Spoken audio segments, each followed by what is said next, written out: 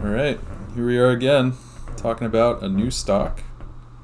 Thank you all for tuning in for our last discussion about Activision. I feel like got some traction there, and yeah, now we're moving on to, as you can tell, Intel. Intel, today's stock is Intel, and I also do want to wish everyone, whoever is watching this, Happy New Year. Yes, thank you, and hope you're having a wonderful time wherever you're at right now, enjoying the holidays. Exactly.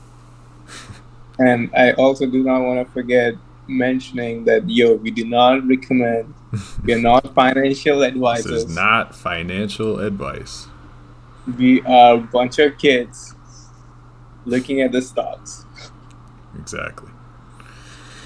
Well, Uh, now that that's out of the way, you want to lead us off here? So, I yeah, mean, I yeah, can do that. So today's stock is Intel, and how it showed up was just me scrolling through different stocks and looking at Intel, and I see it's at all time low. I think it's at 52 weeks low right now, 26.43.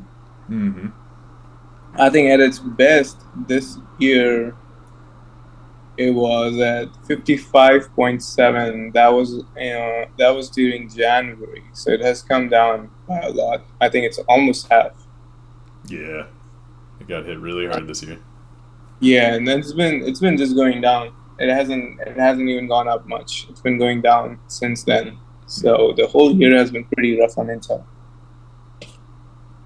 Yeah, I wonder. I mean, I don't see like an obvious reason why there is a downturn other than just the market being crap. Um, Yeah, I don't. the market being crap, plus I think it might have something to do with COVID in China as well. Would it? I don't think they don't have any production in China, do they? Did you not do that? That's something I should probably look up. I'm fairly sure, but yeah, I'm not 100% sure. But yeah, I mean, yeah, it does make you wonder a little bit. Both AMD and Intel, which I guess are kind of natural rivals to each other, are both really suffering this year. Um, $26 hurts if you look at their 5 year chart. They're at their lowest point, I'm pretty sure. Um, and yeah, I mean, we're obviously not in a recession yet, but it does kind of give you that vibe. Yeah, but the only reason why this stock is still something that I might be interested in buying Mm-hmm. is because they have a very strong dividend strength. All right. That's like I think it's 1.46, so like 5.57%, which is pretty strong. Yeah. I'm not a dividend man, so you gotta fill me in here. What's a like typical dividend? I mean, typically, if you look at even if you look at Apple, like let me look, which is considered a strong dividend as well, Mm-hmm. and Apple stock dividend is 0.71%. So this is like what, it's 5 to 6 times. Yeah, it's uh, it's It's definitely a it's lot really more. good. So like for every stock you buy, you get close to what, $1.4. Like each quarter. I think so. The last dividend date was November 4th, 2022. Okay. Let me see. I think it is quarter. Yeah, that seems right.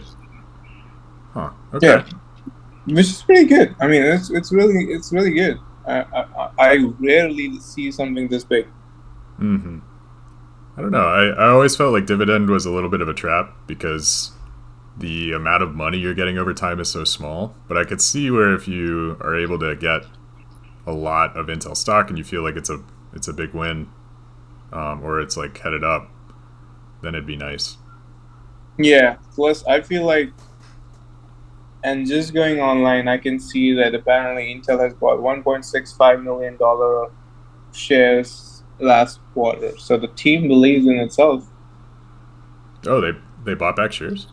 Yeah, they're Huh. they're buying back shares. Okay. Yeah. Yeah, they're projecting. I think that they're going to be able to like lower their bottom line, which I guess is going to make them more profitable. That's always a good sign. But yeah. Yeah, and I definitely see. it in the range of at least going up to like 30, 32, $35 in next, like in 2023. I definitely see at some point in early 30s for sure. Because Okay. I don't see it going down anymore. It's already been beat up so much. Yeah, so you're thinking like it's going to recover at some point in 2023? I think in for short term, it's definitely a buy. Like you can definitely buy some good amount of stocks. It's got healthy returns for like short term. Okay. Hold it until it reaches like 30, 32, 35, and then sell it. Okay. I long term, I don't know. I don't see too much because the stock has been, even if I look at like the 5 years and see the max, it's been shaky. I was reading, so they have um like they're trying to scale up their own in-house chip manufacturing, and so they're competing with TSMC, which is like the big player, the Taiwanese semiconductor manufacturer, and Hmm. they're hoping to be able to catch up by 2025. So like I think long term potentially they're actually strong if they're able to. TSMC has had this like dominance for so long, so if they would be able to push them out of that a little bit, then I feel like that'd be quite good. So yeah, I don't know. I mean, I see short term. I don't know. It feels like if we are going in the direction of recession, it's going to be hard to claim that Intel will bounce. Yeah. But long term, at least, like based on what they're saying, it seems like they'd be doing okay. Yeah. Yeah. Yeah, I agree. To be honest, if I had the stock, I would hold. I would not sell it. I do not have it. I am not comfortable yet buying it just because I don't have that kind of money. And I if got I you. did, I would have bought it. I would have bought it at this price, to be honest, and just held it. Yeah. I mean, I guess full disclosure here, I do have some AMD that I bought a long time ago now, that I never sold, and it does kind of hurt to watch it go down, but I think at least right now it does seem like a good price to pick up both of them. It's just yeah, questions of like where it would go and like what you would do. But I think if you have that kind of price target in mind that you're thinking about, where like 32, 35, it seems like that could happen. Yeah. Yeah, and you're right. It looks like even AMD took like some really good beating this year. It started from 150 all the way down to currently being at 64. Yeah. Fuck me. That was like my one green stock for a while, other than Microsoft.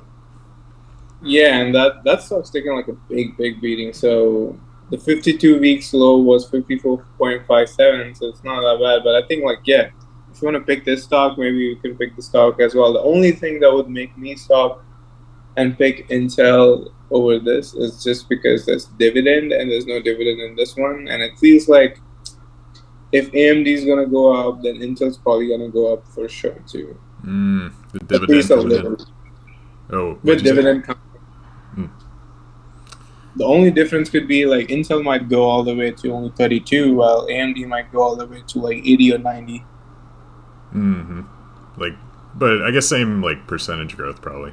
Yeah, Yeah, or close to that. yeah, that's what I think.